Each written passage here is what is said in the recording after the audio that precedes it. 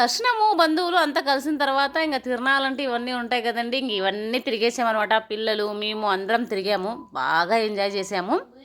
First పిల్లలకైతే వాళ్ళని cool చేసిన తర్వాత ఇంక నేను, మా అక్క, మా వదిన ముగ్గురం వెళ్ళి దీని పేరు జాయింట్ వీల్ కదా!